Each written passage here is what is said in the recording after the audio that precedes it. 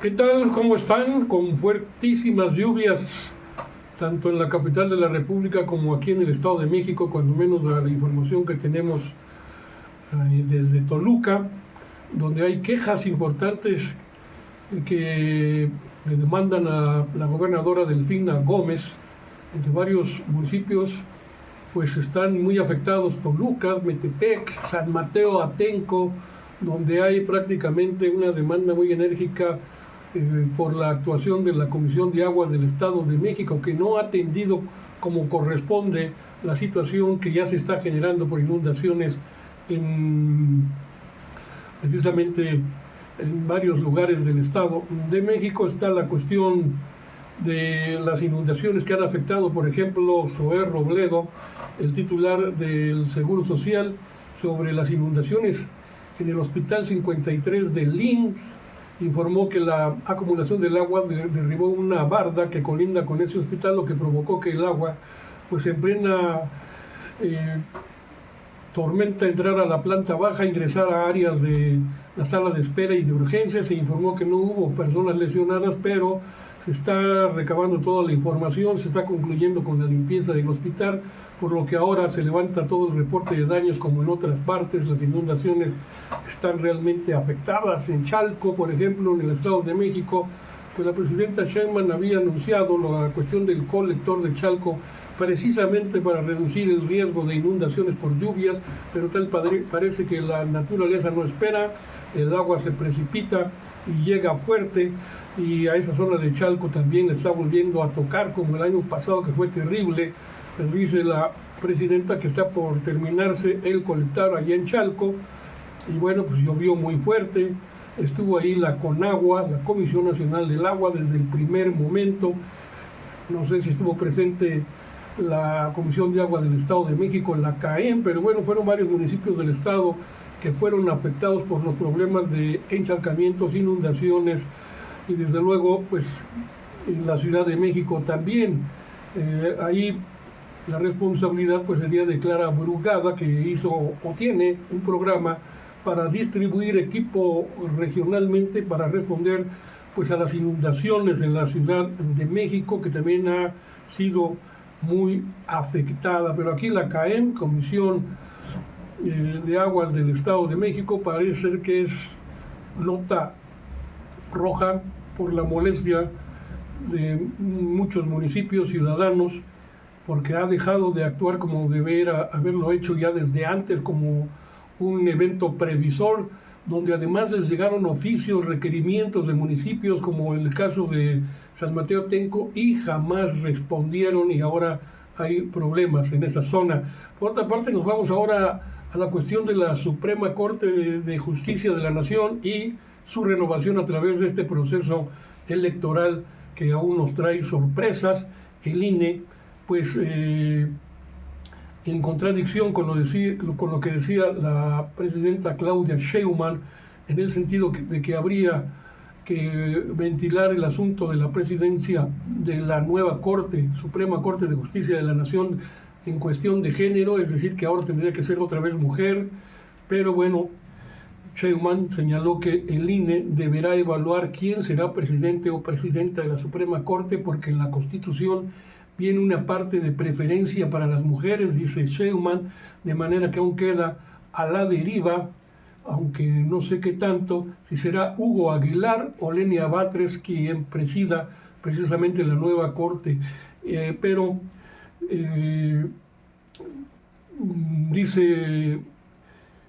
quería decir algo sobre el asunto de estos dos personajes, en la confrontación, digamos, de ideas o de posicionamientos. Pues hay una cuestión donde Taddei, la presidenta del INE, dice que la presidencia de la Suprema Corte será para el candidato más votado, no será cuestión de género.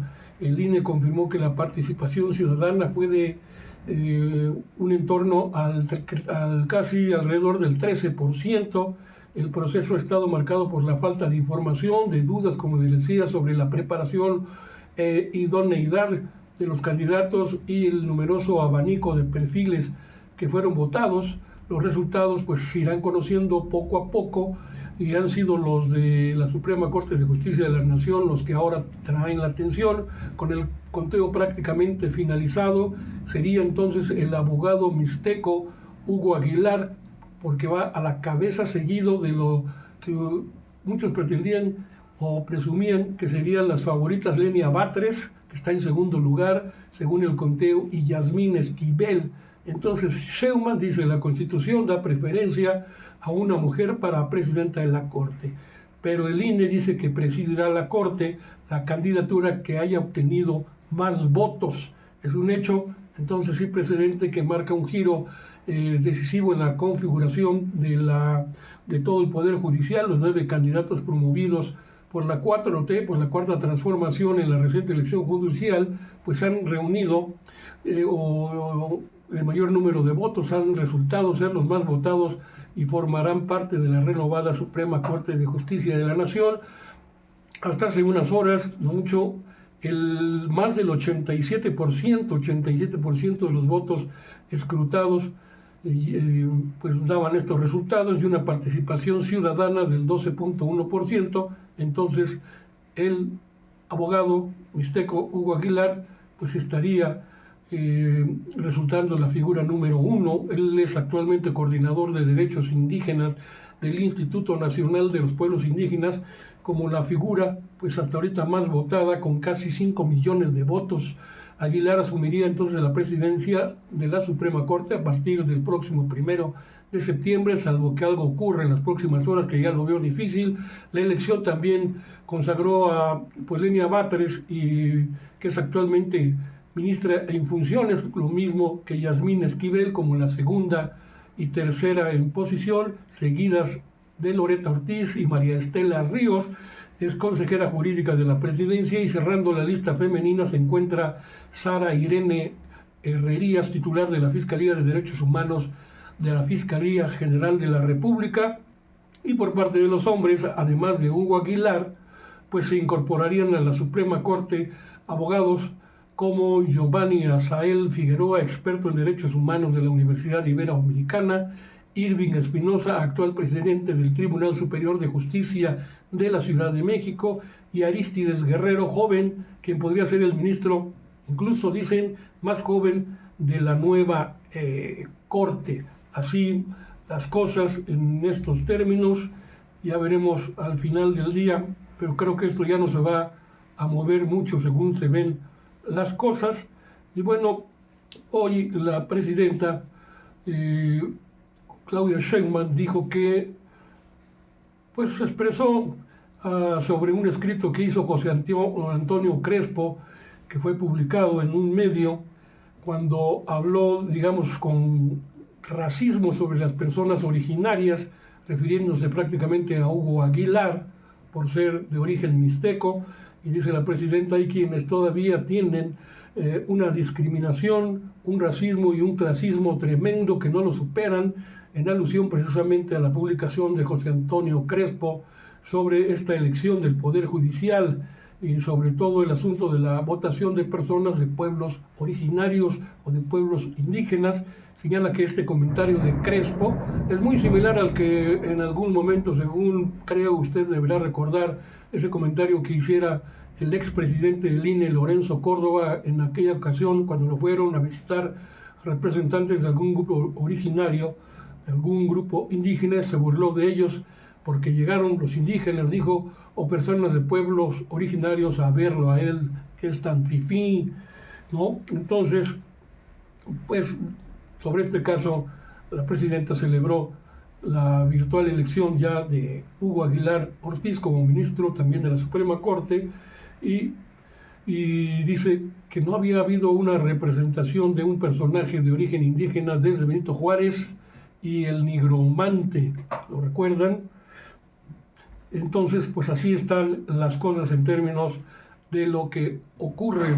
Ignacio Ramírez, el nigromante, que por cierto estudió en el Instituto Científico y Literario de Toluca, aquí en el Estado de México, mucho antes de ser Universidad Autónoma del Estado de México, un gran personaje. Y entonces, pues aquí sería uno tercero que llegaría a la Suprema Corte y como presidente. Bueno, luego dijo la presidenta, pues es obvio que Hugo Aguilar en su carrera, en su trayectoria, tiene todas las credenciales para ser miembro de la Corte. Indicó que esta nueva Corte debe concentrarse en que haya justicia en el país, que esta es la principal función que ellos deben tener. No obstante, señala que si en el proceso de entrega-recepción se encuentran irregularidades, pues tienen que presentarse las denuncias administrativas o penales si corresponden, dado que ellos sí son los guardianes de la justicia, los que vienen, no los que se van, que ahora se están blindando para evitar que a la llegada de los nuevos miembros de la Corte no se les pueda tocar ni con el pétalo de una rosa, a pesar de sus grandes corruptelas.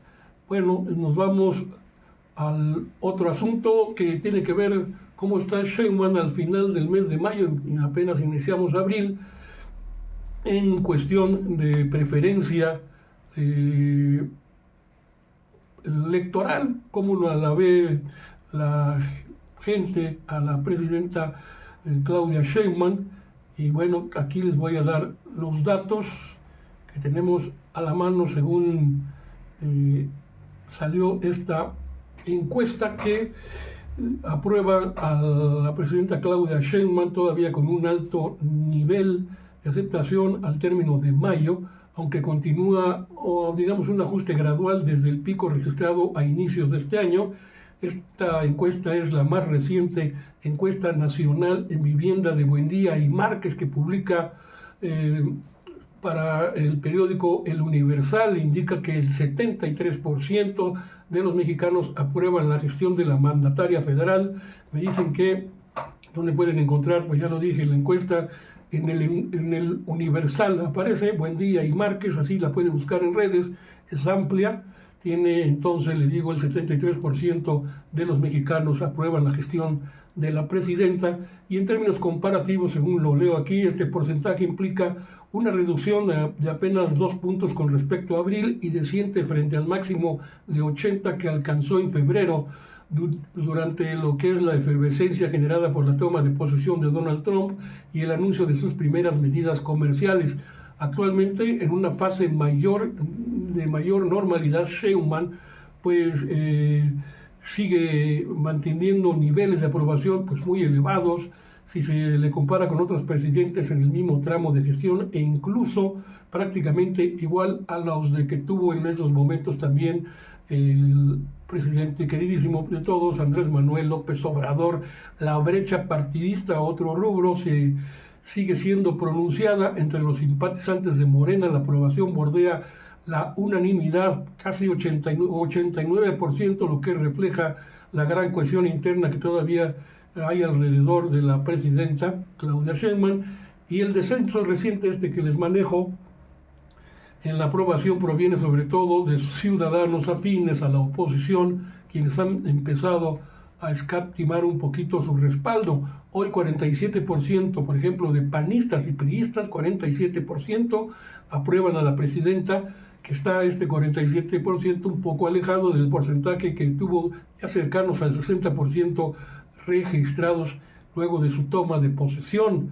Este dato se quiere que el tradicional periodo de gracia, digámoslo así, lo dice este estudio, pues entre opositores comienza un poco a disiparse y su crítica puede acentuarse conforme nos acerquemos a las elecciones intermedias allá en el 2027.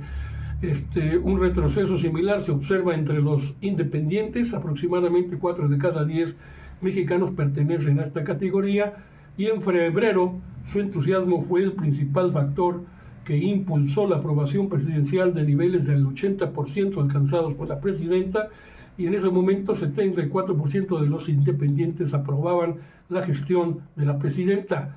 Bueno, así las cosas. Bueno, las encuestas también arrojan otros datos interesantes que les quiero dar aquí a conocer sobre lo mejor y lo peor de su gobierno. Los ciudadanos señalan en primer término y por amplio margen los programas sociales como lo mejor, el 44%. Entre los aspectos negativos estaría la cuestión de la inseguridad, concentra 10% de las menciones, Y el retrato personal de Sheinbaum Pardo se sigue sustentando en atribuciones positivas.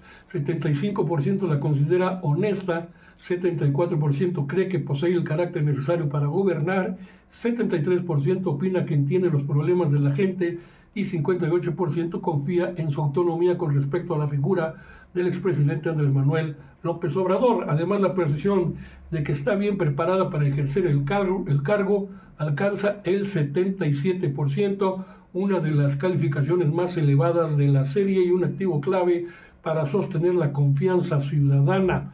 En el terreno internacional, 45% califica como muy buena o buena la relación que tiene con el presidente norteamericano Donald Trump, cifra estable a lo largo de todo este año, lo que sugiere que la tensión comercial de principios de año ha sido contenida en la opinión pública. Así las cosas, pues yo con esto los dejo. Ojalá me deje un comentario. ¿Qué opina de esta encuesta? ¿Le parece bien? ¿Le parece mal? ¿Usted qué opina del desempeño de nuestra presidenta? Ojalá me deje un comentario, un like, ya sabe, en TikTok, sobre todo en TikTok, ahí lo invito a @monroe_hr. En Facebook estoy también ahí todos los días, en YouTube como @sociedades de pensamiento, y desde luego el comentario que le traslado a mi amigo Luis Pantoja y su página muy importante en el Valle de Toluca, Comunicadores MX.